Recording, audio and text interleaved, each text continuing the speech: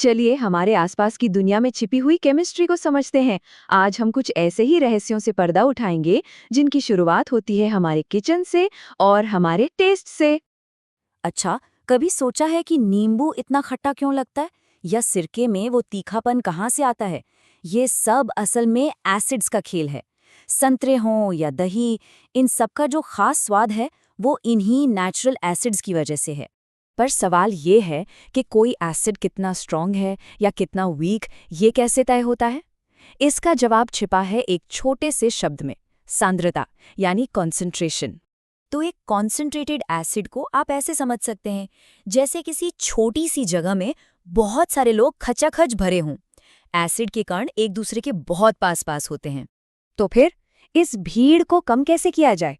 बड़ा सिंपल सा तरीका है जिसे हम कहते हैं डाइल्यूशन यानी तनुकरण। और ये डायग्राम इसे बिल्कुल साफ साफ दिखाता है। देखिए, जैसे ही हम इसमें पानी मिलाते हैं, एसिड के कण कैसे दूर दूर फैल जाते हैं। उन्हें घूमने के लिए ज्यादा जगह मिल जाती है और बस एसिड डाइल्यूट हो जाता है। यहाँ एक बहुत जरूरी बात है। किसी भी एसिड को अपना एसिड वाला असर दिखाने के लिए पानी चाहिए ही चाहिए। मतलब पानी ही वो चाबी है जो हाइड्रोजन आयंस को रिलीज करती है और तभी एसिड अपना काम कर पाता है।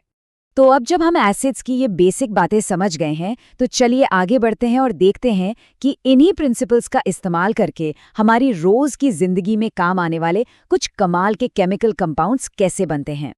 तो लिस्ट में सबसे पहले आता है एक बहुत ही जाना पहचाना केमिकल, ब्लीचिंग पाउडर। अब मजे की बात यह है कि इसका केमिकल नाम है कैल्शियम ऑक्सीक्लोराइड और इसे बनाना भी काफी सीधा है। बस सूखे हुए बुझे चूने के ऊपर से क्लोरीन गैस पास कर दो। और इसके इस्तेमाल तो देखिए, पेपर और कपड़ों को साफ करने से लेकर हमारे पीने के पानी को कीटाणुओं से बचाने तक, और तो और क्लोरोफॉर्म बनाने में भी इसका इस्तेमाल होता है। अब आते हैं एक और बहुत ही काम की चीज पर, जो शायद हम सबने कभी ना कभी देखी होगी, खासकर टूटी हड्डियों को जोड़ने में। जी हाँ, प्लास्टर ऑफ पेरिस, या जिसे हम शॉर्ट में पीओपी भी कहते हैं। इसका केमिकल नाम है कैल्शियम सल्फेट हेमीहाइड्रेट। ये बनता है जिप्सम को गर्म करके, लेकिन ध्यान रखना होता है कि तापमान ठीक 100 डिग्री सेल्सियस हो। इस तापमान पर जिप्सम अपने पानी के कुछ मॉलिक्यूल्स खो देता है, और ये जो पानी के मॉलिक्यूल्स खो जाते हैं उन्हें एक खास नाम दिया गया है, वाटर ऑफ क्रिस्टलाइजेशन। ये वो पानी है जो असल में क्रिस्टल के स्ट्रक्चर का ही एक हिस्सा होता है, जो उसे उसका खास शेप देता है। और पानी को दोबारा सोखने की इसकी यही कमाल की आदत इसे इतना यूजफुल बनाती है। मेडिकल कास्ट से लेकर खिलौने और सजावट का सामान बनाने तक ये हर जगह काम आता है। अच्छा, अब तक हमने काफी कुछ सीख लिया है, तो क्यों ना अब थोड़ी जासूसी की जाए। चलिए अपनी केमिस्ट्री की नॉलेज का इस्तेमाल करके कुछ रोजमर्रा की पहेलियां सुलझाते हैं। तो पहली पहेली ये रही, दही या दूसरी खट्टी चीजों को पीतल या तांबे के बर्तनों में क्यों नहीं रखना चाहिए? इसका जवाब है एक सिंपल केमिकल रिएक्शन। खट्टी चीजों में जो एसिड होता है वो मेटल के साथ रिएक्ट कर जाता है।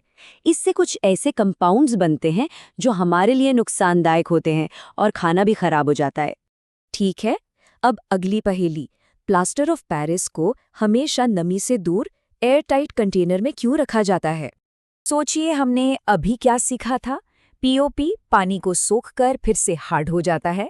तो अगर इसे हवा में खुला छोड़ दिया तो ये हवा की नमी को सोख लेगा और वापस जिप्सम बनकर पत्थर जैसा सख्त हो जाएगा, और फिर तो ये किसी काम का नहीं रहेगा। और अब हमारी आखिरी पहेली, जो बिजली और पानी से जुड़ी है। सवाल ये है कि डिस्टिल्ड वाटर, मतलब एकदम शुद्ध पानी, बिजली कंडक्ट नहीं करता, लेकिन बारिश का पानी करता है। ऐसा क्यों? इस डायग्राम से सब साफ हो जाता है। देखिए, बारिश का पानी जब आसमान से नीचे आता है तो हवा में मौजूद कार्बन डाइऑक्साइड जैसी गैसें उसमें घुल जाती हैं। इससे बनते हैं आयंस, और यही आयंस बिजली को एक जगह से दूसरी जगह ले जाते हैं।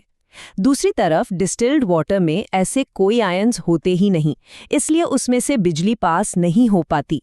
तो देखा, केमिस्ट्री हमारे चारों तरफ है। ये एक ऐसी ताकत है जो हमें समझाती है कि हमारे खाने से लेकर बारिश तक सब कुछ एक खास नियम से कैसे काम करता है।